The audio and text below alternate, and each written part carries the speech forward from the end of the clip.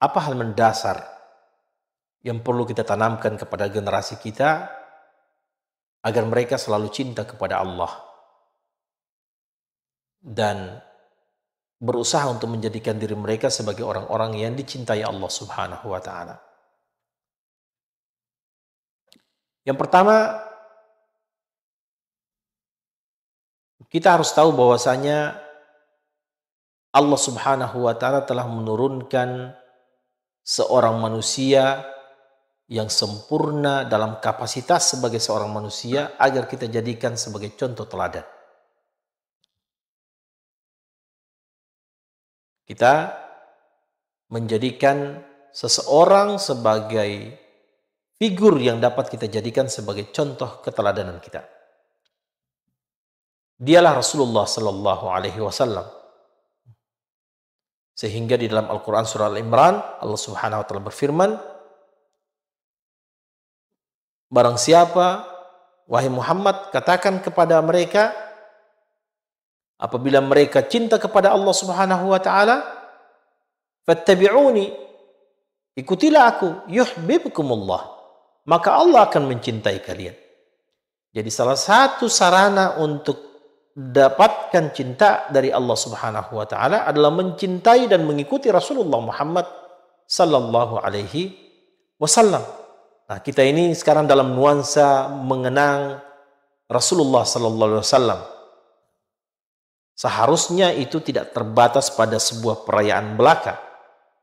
Tetapi kita harus betul-betul tahu tentang bagaimana itu Rasul, bagaimana perilakunya, bagaimana akhlaknya, bagaimana kecintaannya, dan lain sebagainya. Dan kita berusaha untuk mengikuti jejak-jejak langkah Rasulullah SAW untuk menjadi orang-orang yang mendapatkan kecintaan Allah Subhanahu wa taala. Yang kedua, kita harus menanamkan kepada anak-anak kita betapa Allah cinta kepada kita. Ajarkan kepada mereka bahwa apa yang hari ini ada di dalam dirinya adalah pemberian dari Allah Subhanahu wa taala. Sampaikan kepada generasi kita bahwa dia tidak akan mungkin mendapatkan orang tua seperti kita kecuali karena cinta Allah Subhanahu wa taala. Dia tidak bisa bernafas dengan gratis kecuali cinta Allah Subhanahu wa taala.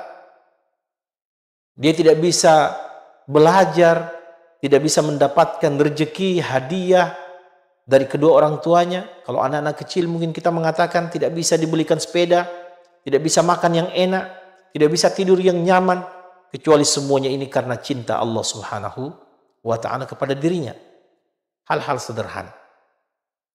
Tetapi semua yang kita miliki adalah milik Allah Subhanahu wa taala yang dia akan mencabutnya kapan saja dia inginkan.